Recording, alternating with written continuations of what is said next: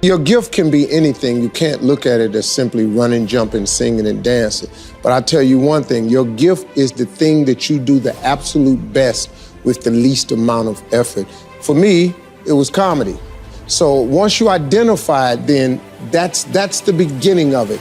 But there's a lot of work to do even after you identify your gift. You know, you can believe you're something all you want, but if you don't work towards it, you're just sitting there, it's gonna be empty.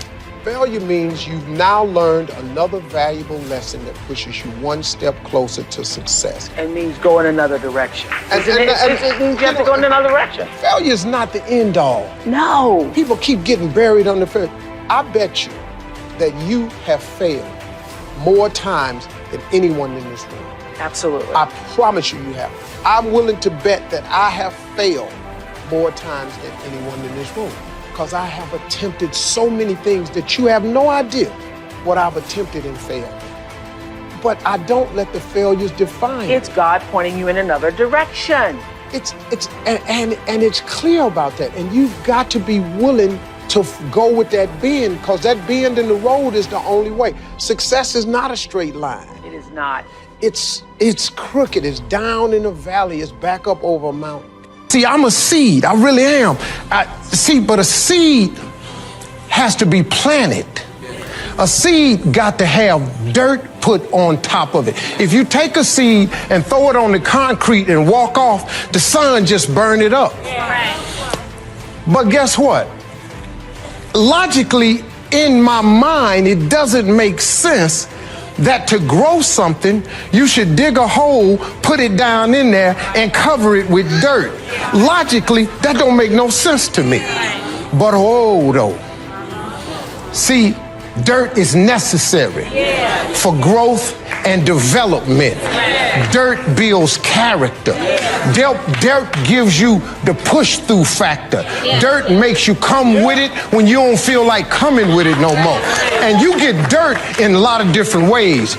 All of y'all that had dirt thrown on you. And dirt ain't always what you want. It's somebody talking about you down on your job. It's somebody accusing you of something that you didn't do. It's somebody telling you you ain't gonna make it. It's somebody sharing information about you that ain't true. Everybody get dirt put on them. But see, when you're getting put under that stress, please know God is always working. Kirk Franklin's song, God is always working, so I smile, because I know he back there. See, that dirt builds character in you. When they talking about you, it teaches you to withstand it.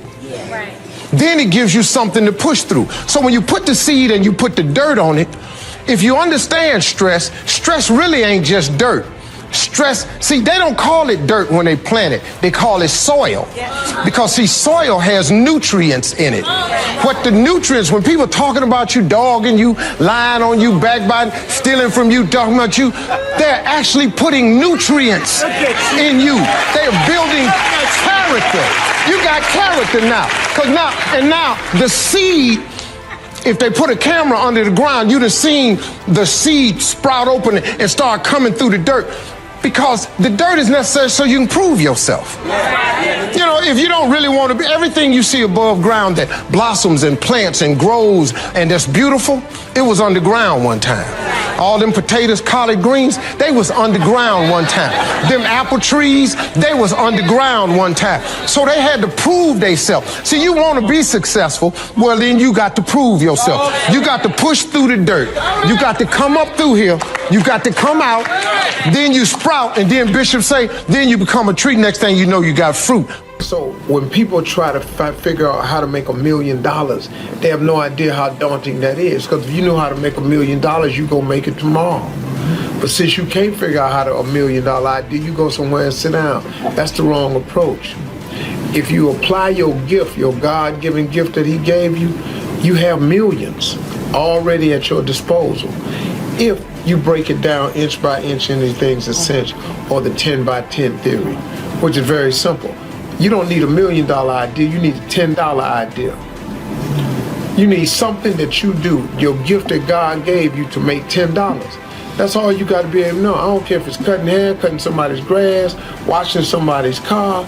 I don't care if it's mowing somebody's lawn. I don't care if it's driving people to their destinations.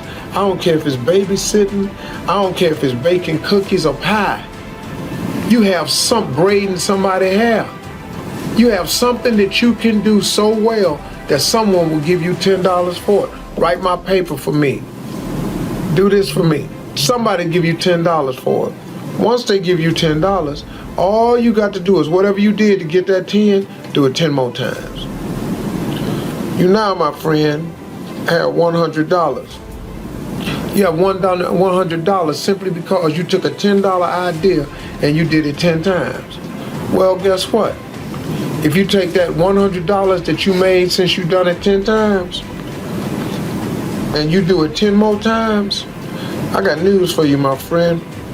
You now have $1,000. $1,000, you make $1,000, guess what all you got to do? You got to multiply that effort again. Do whatever you did to do $1,000, do it 10 more times. My friend, you now have $10,000. You got $10,000 now. Imagine if you was making an extra $10,000 a month. Just imagine if you was making an extra $10,000 a month.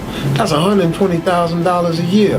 But I got news for you, my friend. Whatever you did, whatever it took to make yourself $10,000, all you got to do is do it 10 more times. 10 more times, my friend. You now have $100,000. I got news for you now. If you can make $100,000, you're just a step away from being a millionaire, man.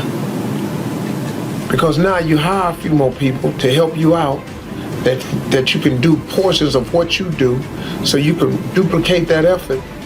And one more time, just one more time, do it 10 times. Man, that sounds hard. It is hard.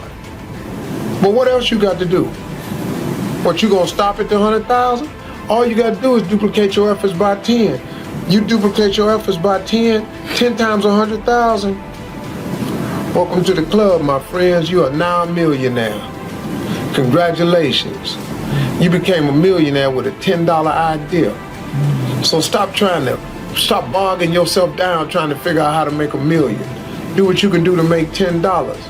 And then do the 10 by 10 theory. Inch by inch, anything's a cinch. One of my weak points in my personal life is I don't like technical stuff.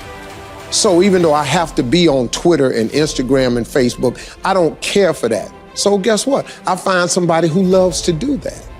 You know, I find somebody who has a strength where I have a weakness and I partner with them. All you're trying to do is get to the goal. No one gets there by themselves. Everybody needs help. Now, when you know what you got going for you, be confident, not cocky. Managing your strengths, knowing what they are, and don't let nobody talk you out of it. And that gets you fight ready. You get fight ready like that. You got to know you. Helps you develop your skills. All the while, you're developing your strength. You just got to keep developing the strength. Don't let anybody talk you up. At the same time, you must work on improving your weaknesses. So I've had to, in spite of myself, get on Instagram, get on Twitter, get on Facebook. I got to do the videos whether I want to or not because the world is moving to social media. If I had as many followers as Kim Kardashian, I probably wouldn't even have to do this TV show.